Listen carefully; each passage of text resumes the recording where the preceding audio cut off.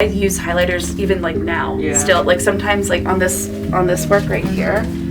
Well, honestly, it's like oil paint, puffy paint, and like a lot of the green in there is highlighter. And it reminds me of like writing in a diary, you know, like when you're younger and you're like writing in your diary and everything is so romantic and this and that, but you're using like a fluffy pen. Like it's silly, but you're bought into that moment. And I think my work is a lot about buying into the moment in that way.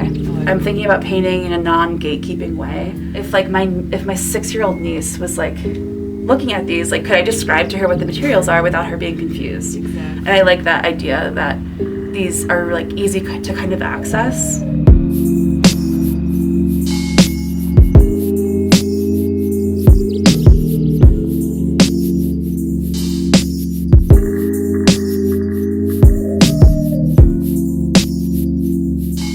I think as a woman, you're like constantly looking at yourself. We're raised in this like weird society where we're conditioned to constantly be vigilant and know how we are kind of posited next to the other person in the room or on the street or whatever, whether it's like a safety thing, like always knowing what your surroundings, or just the idea that we're constantly being watched and monitored. I was really kind of using, you know, the line and the form of the body as kind of the structure in which I can play with.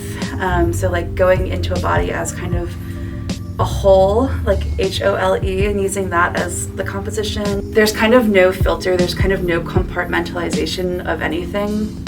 Everything is like in this like 360 more than meets the eye, like inside outside kind of scope.